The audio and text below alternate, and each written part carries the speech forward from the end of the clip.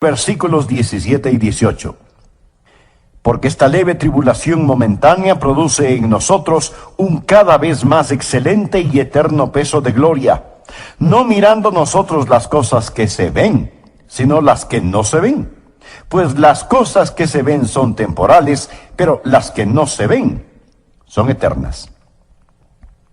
Pablo está haciendo un contraste entre la levedad de sus tribulaciones presentes y el peso de la gloria que será nuestra. Hace un contraste entre el dolor y la gloria, entre aquello que se ve y aquello que no se ve. Y cuando dice que las cosas que se ven son temporales, quiere decir exactamente eso. Son temporales, son transitorias, pero las cosas que no se ven son eternas. Dice que estamos mirando cosas que no son vistas.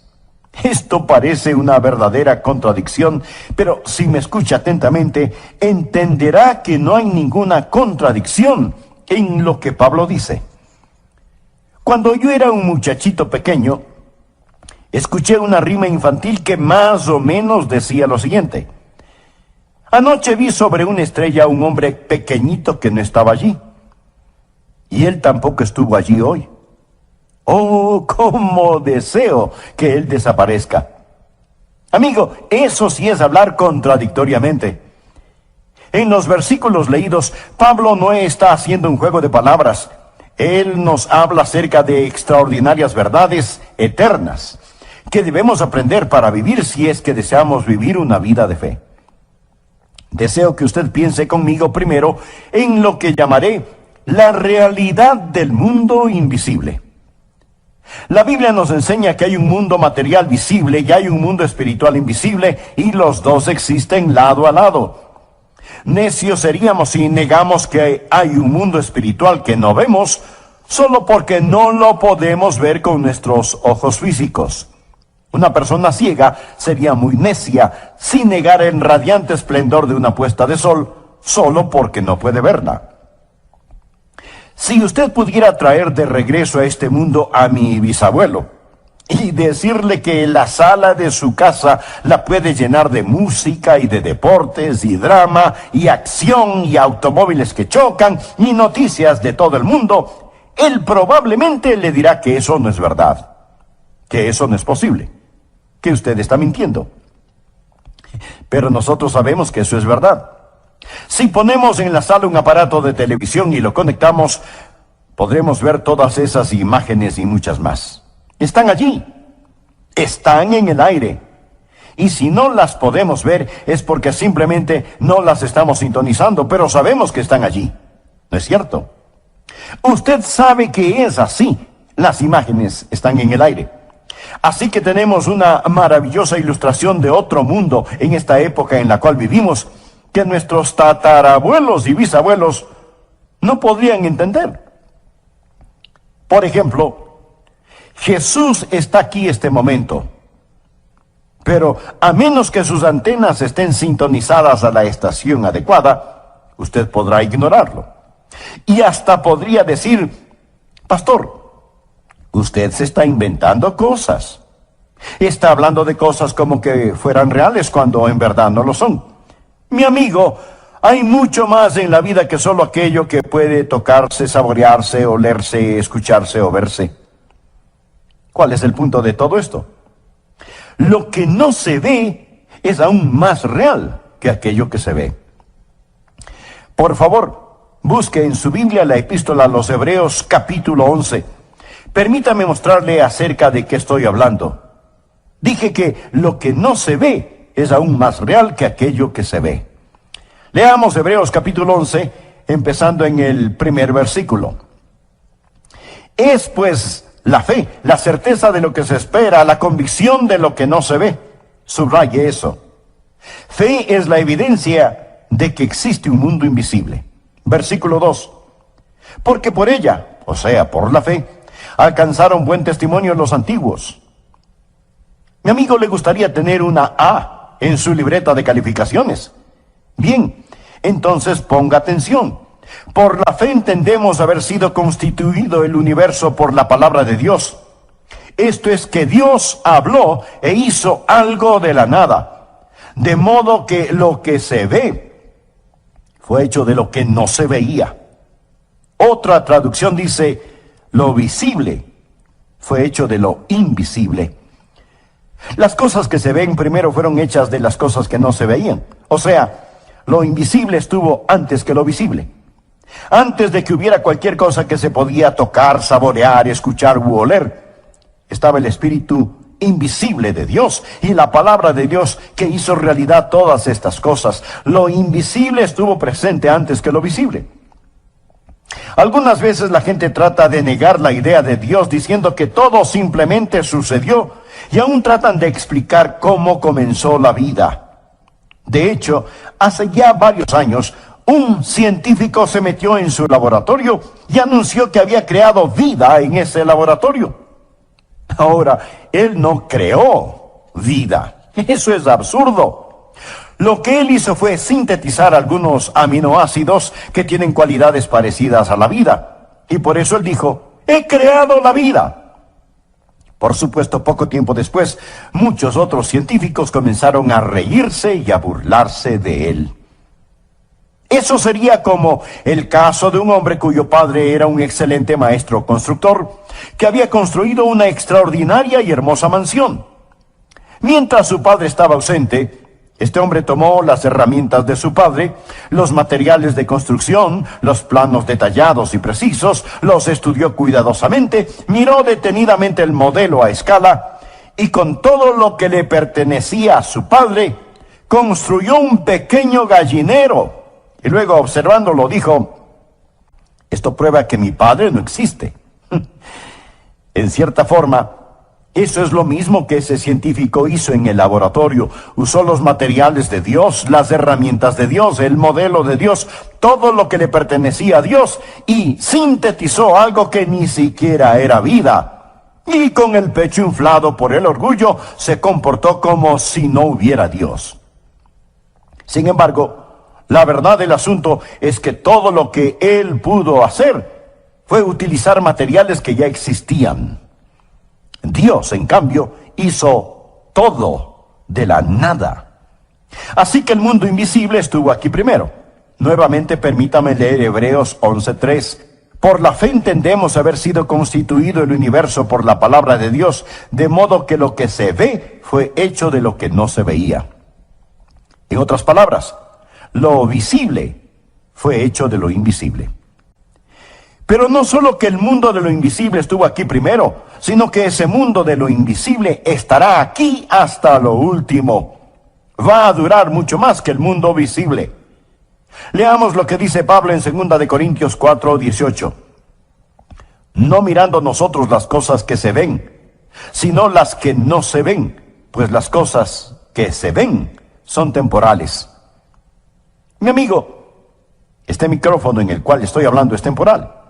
Este estudio donde grabo este programa es temporal. El sofá, la silla o la butaca en donde usted está sentado ahora mismo es temporal. Y temporal quiere decir que tiene que ver con el tiempo, y el tiempo pasa y todo alrededor suyo está cambiando, arruinándose, desintegrándose. Es temporal. Por lo tanto, ¿qué es lo más real? ¿Aquello que se está acabando o aquello que nunca dejará de ser? Lo que estoy tratando de decir es que las cosas que no se ven son eternas. El mundo invisible es más real que el mundo visible porque el mundo invisible estuvo aquí primero y estará aquí hasta lo último. Y si usted está viviendo solo por las cosas que se ven, quiero decirle que se llevará una gran desilusión. Bien, le he hablado acerca de la realidad del mundo invisible, pero ¿cómo sabemos que está allí? Porque Dios mismo dice que está ahí. Nosotros seríamos necios si lo negáramos. Pero no solo quiero informarle de esa realidad, sino también de los recursos de la misma. ¿En qué nos beneficia saber que existe un mundo invisible? Bueno, hay grandes y vitales recursos en el mundo invisible que pueden ser nuestros, y le voy a decir cómo aprovechar esos recursos de acuerdo a la palabra de Dios. Veremos qué clase de recursos son, sabiendo qué significa este mundo invisible para usted y para mí. En primer lugar, sabemos que hay un mundo invisible, que es un enorme recurso cuando usted está enfrentando problemas. Y todos enfrentamos problemas. Si usted no ha tenido ningún problema últimamente, pues solamente espere. Le aseguro que en su camino hay un problema que lleva su nombre. Ahora permítame aclarar que el ser un creyente no le hace a usted inmune a los problemas. Segunda de Corintios 4, empezando en el versículo 3. Pero si nuestro evangelio está aún encubierto, entre los que se pierden está encubierto. Ahora la gente perdida no puede entender las cosas espirituales porque no tienen ni antena ni receptor espiritual para poder sintonizar la estación JESUS, Jesús, en los cuales el Dios de este siglo, note que aquí la palabra Dios es con D minúscula y se refiere a Satanás, quien es el Dios de este mundo, no a nuestro Dios todopoderoso. Sigue diciendo Pablo, en los cuales el Dios de este siglo cegó el entendimiento de los incrédulos, para que no les resplandezca la luz del evangelio de la gloria de Cristo, el cual es la imagen de Dios. Estas personas están ciegas, pero no en el sentido físico, sino en el sentido espiritual. ¿Quién las ha cegado? Pues Satanás, el Dios de este mundo. Él ha cegado las mentes de aquellos que no creen. ¿Por qué? Porque Satanás no quiere que la luz del glorioso evangelio del Señor Jesucristo, el cual es la imagen de Dios, brille sobre ellos. Sigamos con el versículo 5. Porque no nos predicamos a nosotros mismos, sino a Jesucristo como Señor, y a nosotros como vuestros siervos por amor de Jesús. Bueno, Pablo, si tú predicas a Jesús, Dios te va a bendecir. El mundo va a ser bueno contigo, tú no tendrás ningún problema. Ay, mi amigo, bien solo hay que esperar a ver si es que eso es cierto. Porque Dios, que mandó que de las tinieblas resplandeciese la luz, es el que resplandeció en nuestros corazones para iluminación del conocimiento de la gloria de Dios en la faz de Jesucristo. Pero tenemos este tesoro, esto es, la gloria de Dios, en vasos de barro, para que la excelencia del poder sea de Dios y no de nosotros. Mi amigo, somos como vasos de barro, y la única cosa que nos hace valiosos, o lo único bueno acerca de usted, o de mí, o de cualquier persona sobre la tierra, es nuestra relación con Jesucristo, el tesoro que está en estos vasos de barro. Luego Pablo describe la dificultad en la cual se encuentra. Estamos atribulados en todo, mas no angustiados, en apuros, mas no desesperados, perseguidos, mas no desamparados, derribados, pero no destruidos. Pablo está diciendo, he sido derribado, pero no vencido. Siempre me levanto, llevando en el cuerpo siempre, esto es, en este vaso de barro, por todas partes la muerte de Jesús, para que también la vida de Jesús se manifieste en nuestros cuerpos. Pablo dice, escuchen, no es a mí a quien persiguen, es a Jesús. Yo simplemente tengo a Jesús en este vaso de barro, y la razón por la que ellos siguen golpeando y persiguiendo a este vaso terrenal es porque en este vaso de barro hay un tesoro. Y en vez de atesorar este tesoro, ellos detestan este tesoro, y por eso me persiguen. Pero cuando soporto estos golpes, los soporto solo por Jesús, quien soportó golpes por mí. Llevo en mi cuerpo la muerte de Jesús porque Él murió por mí. Y cuando reacciono con amor, con sabiduría, cuando reacciono con valentía y gentileza, ¿qué es lo que ellos ven? Cuando el vaso de barro es roto, ellos ven resplandecer a Jesucristo. Ellos ven ese tesoro cuando el vaso terrenal es roto. Pablo textualmente dice, llevando en el cuerpo siempre por todas partes la muerte de Jesús, para que también la vida de Jesús se manifieste en nuestro cuerpo. La gente verá a Jesús en usted si frente a los problemas, angustias, penas y dolores reacciona como un creyente debe hacerlo. Notemos lo que Pablo dice en los versículos 11 y 12. Porque nosotros que vivimos siempre estamos entregados a muerte por causa de Jesús, para que también la vida de Jesús se manifieste en nuestra carne mortal, de manera que la muerte actúa en nosotros y en vosotros la vida. Lo que Pablo está diciendo es, mientras más muero a mí mismo, estoy mucho más dispuesto a soportar sufrimientos por Jesucristo. Y así su vida brilla mucho más en mí. Pero teniendo el mismo espíritu de fe, conforme a lo que está escrito, creí, por lo cual hablé. Nosotros también creemos, por lo cual también hablamos, sabiendo que el que resucitó al Señor Jesús, a nosotros también nos resucitará con Jesús y nos presentará juntamente con vosotros. Pablo dice, escuchen, yo creo lo que creo y por lo tanto digo lo que digo. Yo puedo morir, ellos pueden matarme, pero yo sé que el mismo Dios que levantó a Jesús me levantará a mí también y levantará también a usted. Y juntos nos presentaremos a Jesús. Luego Pablo nos informa por qué sufre. Porque todas estas cosas padecemos por amor a vosotros, para que abundando la gracia por medio de muchos, la acción de gracia sobreabunde para gloria de Dios. Por tanto no desmayamos, o sea, no nos daremos por vencidos. Antes, aunque nuestro hombre exterior se va desgastando, el interior, no obstante, se renueva de día en día. Bueno, Pablo, pero ¿cómo haces eso? ¿Qué es lo que te motiva? ¿Qué es lo que te mantiene en movimiento? ¿Cómo es que puedes sufrir así?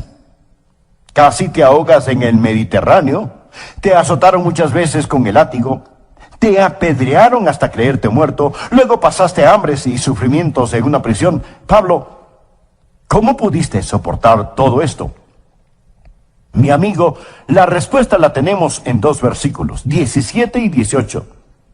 Porque esta leve tribulación momentánea produce en nosotros una cada vez más excelente y eterno peso de gloria, no mirando nosotros las cosas que se ven, sino las que no se ven. Pues las cosas que se ven son temporales, pero las que no se ven son eternas. Ahora, cuando usted tiene problemas, especialmente por permanecer firme en el Señor Jesucristo, es mejor que usted mire hacia otro mundo. Es mejor que tenga su mirada fija en las cosas que no se ven, porque si lo hace así, Dios le dará fuerza sobrenatural y marchará al son de diferente música. Tome en cuenta que Pablo estaba perplejo. Él no lo entendía todo. Él dice que nosotros también estamos perplejos y atribulados. El hecho de que las cosas no tenían sentido para Pablo, eso no significa que las cosas no tenían ningún sentido. Y el que no tengan ningún sentido ahora, no quiere decir que no tendrán sentido más tarde. Pablo dice, no lo entiendo, pero miro hacia las cosas que no se ven. Y aquí la palabra griega para mirar literalmente significa ver con fijeza, intensamente. Y Pablo miraba con fijeza aquellas cosas que otras personas no podían ver. Me encanta una de las cosas que dijo Corrie ten Boom. Ella dijo, mira a tu alrededor y te desalentarás. Mira dentro de ti y te angustiarás. Mírate a ti mismo y te deprimirás. Mira a Jesús y descansarás. Y eso es lo que estuvo haciendo el apóstol Pablo. En tiempos problemáticos es necesario ver un mundo invisible, pero no solo en tiempos problemáticos, sino también cuando usted tenga temor, necesita ver ese mundo invisible. Me encanta una de las cosas que dijo Corrie ten Boom. Ella dijo, mira a tu alrededor y te desalentarás. Mira dentro de ti y te angustiarás. Mírate a ti mismo y te deprimirás. Mira a Jesús y descansarás. Y eso es lo que estuvo haciendo el apóstol Pablo. En tiempos problemáticos es necesario ver un mundo invisible, pero no solo en tiempos problemáticos, sino también cuando usted tenga temor, necesita ver ese mundo invisible. Por favor, por un momento vayamos al Antiguo Testamento. Busque el capítulo 6 del segundo libro de Reyes. En un momento leeré desde el versículo 8. Lo que sucedió entonces fue lo siguiente. Eliseo era un profeta de Dios y como cualquier hombre de Dios, como el apóstol Pablo, o como cualquier hombre, mujer, niño o niña que trata de vivir por Jesús, se metió en problemas. De paso mencionaré lo que he dicho antes. Jesús no vino para sacarnos de problemas, sino para tener problemas con nosotros. Así que tenemos a este hombre de Dios, Eliseo, que está en problemas. Ahora leamos desde el versículo 8. Tenía el rey de Siria guerra contra Israel, y consultando con sus siervos dijo, en tal y tal lugar estará mi campamento. Y el varón de Dios envió a decir al rey de Israel: mira que no pases por tal lugar, porque los sirios van allí. Entonces el rey de Israel envió a aquel lugar que el varón de Dios había dicho, y así lo hizo una y otra vez con el fin de cuidarse. Y el corazón del rey de Siria se turbó por esto, y llamando a sus siervos les dijo: ¿no me declararéis vosotros quién de los nuestros es del rey de Israel? Entonces uno de los siervos dijo: no, rey señor mío, sino que el profeta Eliseo está en Israel, el cual declara al rey de Israel las palabras que tú hablas en tu cámara más secreta.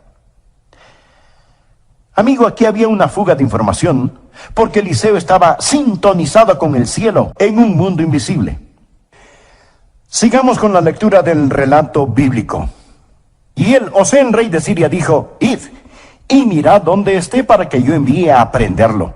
El rey quería arrestar a Eliseo, y le fue dicho: he aquí que él está en Dotán. Entonces envió el rey allá gente de a caballo y carros y un gran ejército. El rey envió un gran ejército para arrestar a este pequeño profeta de Dios, los cuales vinieron de noche y sitiaron la ciudad. Ellos querían apresar a este hombre de Dios, y por lo tanto sitian a la ciudad con caballos y carruajes y soldados. Y se levantó de mañana y salió el que servía al varón de Dios. Aquí se refiere al siervo de Eliseo. Y he aquí el ejército que tenía sitiada la ciudad, con gente de a caballo y carros. Entonces su criado le dijo: ah, señor mío, ¿qué haremos? En otras palabras: amo, estamos en problemas. ¿Qué es lo que vamos a hacer? Él, Eliseo, le dijo: no tengas miedo, porque más son los que están con nosotros que los que están con ellos. Por favor, subraye la frase: no tengas miedo. Al respecto, alguien alguna vez informó que 365 veces en la Biblia, o sea, una vez por día, Dios ha dicho: no temáis, no tengas temor, o expresiones equivalentes para cada día del año. Y oró Eliseo y dijo: te ruego, oh Jehová, que abra sus ojos para que vea. Ahora este joven criado de Eliseo probablemente ni siquiera usaba lentes todavía. Yo comencé a usarlos desde que cumplí los 42 años de edad, y para poder ver de cerca o de lejos yo tengo que quitarme o ponerme los lentes. Pero aquí estamos hablando de un hombre joven, siervo de Eliseo. Y oró Eliseo y dijo: te ruego, oh Jehová, que abra sus ojos para que vea. Entonces Jehová abrió los ojos del criado, no sus ojos físicos, sino sus ojos espirituales, y miró. Y he aquí que el monte estaba lleno de gente de a caballo y de carros de fuego alrededor de Eliseo. El enemigo tenía sus soldados y Dios tenía sus soldados. Pero el punto que deseo que usted entienda es este: cuando usted tiene temor y el diablo le ha intimidado y grita contra usted, entonces usted necesita entender que el ángel del Señor acampa alrededor de los que le temen y los defiende. Necesitamos entender que hay un ejército invisible allá afuera, alrededor suyo y alrededor mío. El ángel del Señor acampa alrededor de los que le temen. Anote el siguiente versículo, Salmo 68, 17. Los carros de Dios se cuentan por veintenas de millares, y Dios está en medio de ellos. Lo que necesitamos hacer cuando tenemos temor es orar y decir: Señor, abre mis ojos. Ayúdame a ver que tú estás conmigo. Tantas y tantas veces que estamos en peligro y ni siquiera lo sabemos. Tantas y tantas veces Dios habrá enviado un ángel protector para que nos levante, para que nos cuide. Una vez yo enfrenté un muy serio peligro y ese peligro pasó. Pero cuando estuve en ese muy serio peligro físico, yo me refugié en la palabra de Dios y leí: no moriré, sino que viviré, para dar testimonio del evangelio de la gracia de Dios. Y Dios tomó estas palabras y me las dio. Pero la cosa extraña fue que varios días después recibí 3 cartas de diferentes partes de los Estados Unidos, y el contenido de las cartas fue casi idéntico. Pastor Adrián, ¿estuvo en dificultades o problemas? Porque Dios puso en mi corazón que debía orar por usted. No lo entiendo, pero Dios me dijo que debía orar especialmente por usted. Mi amigo, déjeme decirle que fue una gran bendición el recibir esas cartas. Es una extraordinaria bendición el saber que el ángel del Señor acampa alrededor de los que le temen. Dios es un Dios bueno, Él protege a los suyos. Y si en tiempos problemáticos nosotros pudiéramos ver, si nosotros pudiéramos ser como el apóstol Pablo y decir: Señor, muéstrame las cosas que son eternas. Si nosotros en tiempos de temor y persecución pudiéramos decir: Señor, abre mis ojos para que pueda ver los ángeles que acampan a mi alrededor protegiéndome. Nadie puede tocarnos, ninguna cosa puede tocarnos, excepto que venga a través del ángel de Dios primero. Y si Dios lo permite, Él lo permitirá para su bienestar y para su gloria. En tiempos de tentación, si alguna vez es tentado, y le puedo asegurar que será tentado, usted necesita ver el mundo invisible. Volvamos a Hebreos 11. Es pues la fe, la certeza de lo que se espera, la convicción de lo que no se ve. ¿Puede ver eso? Teniendo esta declaración en mente, leamos los versículos 24 y 25. Por fe Moisés, hecho ya grande, rehusó llamarse hijo de la hija del faraón, escogiendo antes ser maltratado con el pueblo de Dios que gozar de los deleites temporales del pecado. Ahora tenemos que entender que Moisés pudo haber tenido riquezas increíbles, pudo haber vivido un lujoso estilo de vida, él pudo haber experimentado cada placer y pecado que el mundo puede ofrecer.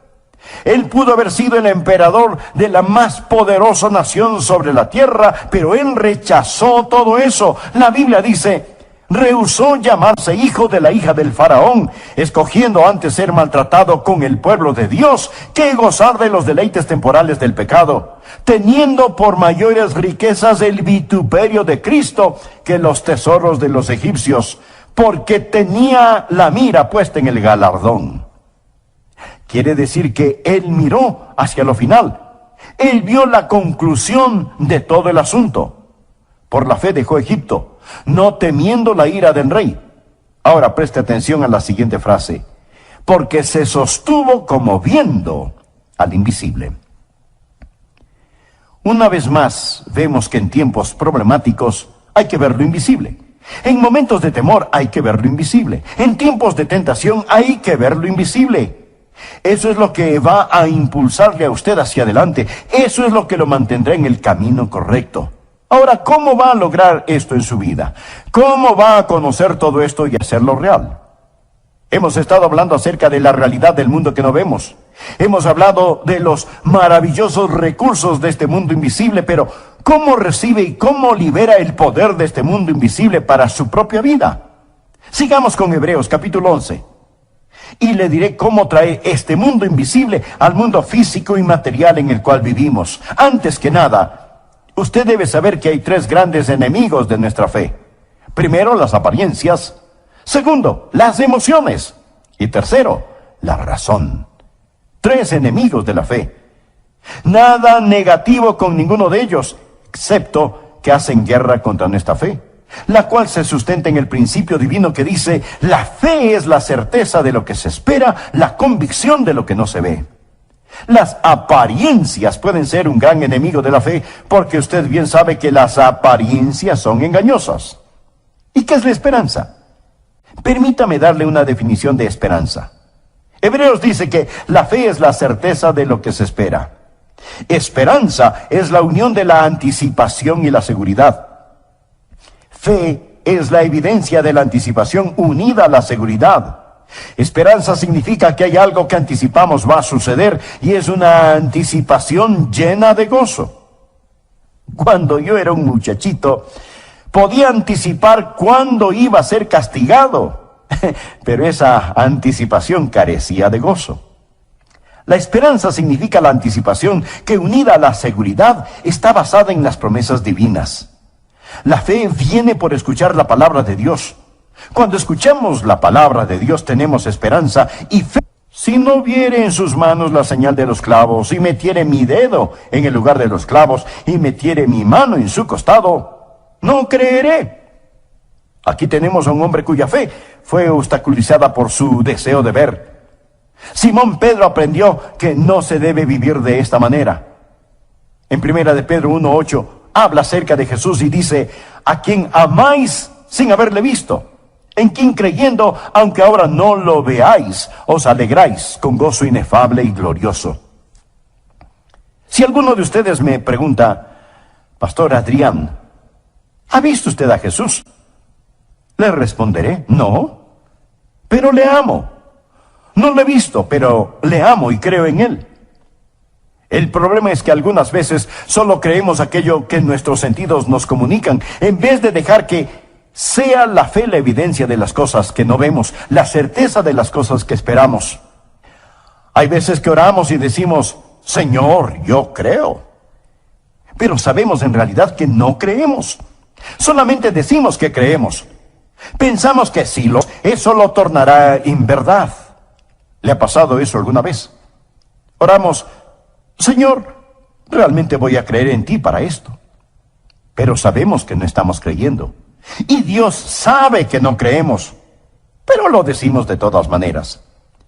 Pero esta vez yo sabía que creía, supe que Dios puso esa fe en mi corazón. Si usted alguna vez ha vivido por fe el tiempo suficiente y ha tenido experiencias de fe, usted sabe, o por lo menos piensa que tiene fe verdadera en su corazón, sabe que sin fe es imposible agradar a Dios. Y que nada conseguirá de Dios si es que no ora con fe.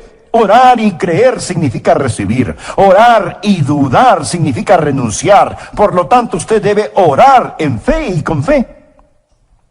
Otra cosa que nos impide el vivir en el plano de lo invisible son nuestras emociones.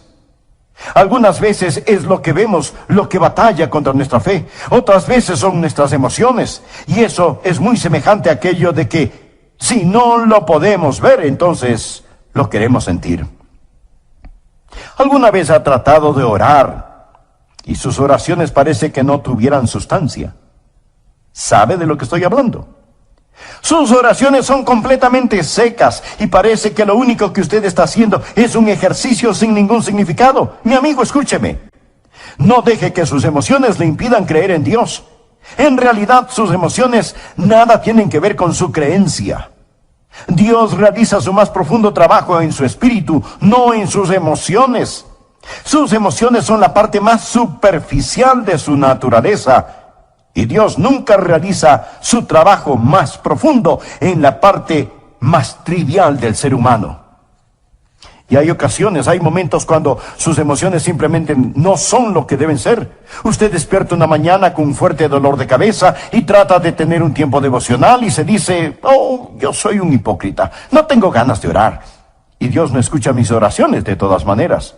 Y usted siente como que si Dios estuviera miles de años luz de distancia. Tiene acidez estomacal, le duele la cabeza y no puede concentrarse en la oración.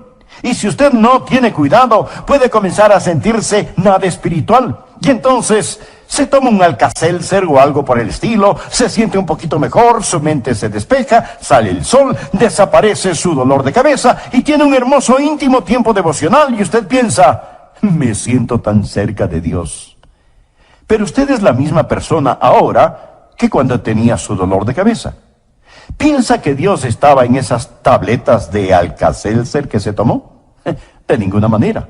Escúcheme, cuando usted se acerca a Dios en oración, no le ofrezca el vacío de sus emociones. Venga con sus manos llenas del incienso de la palabra de Jesús. Ore en el nombre de Jesús.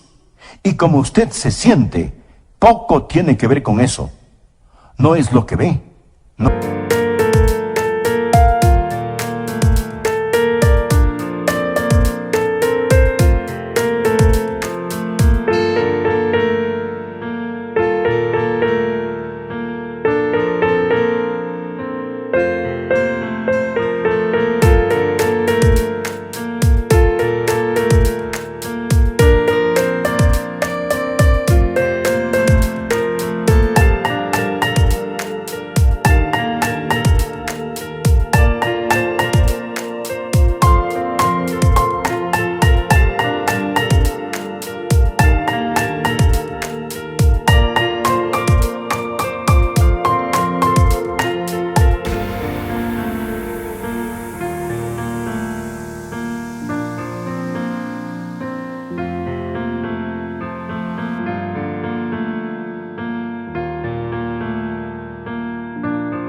no es lo que siente.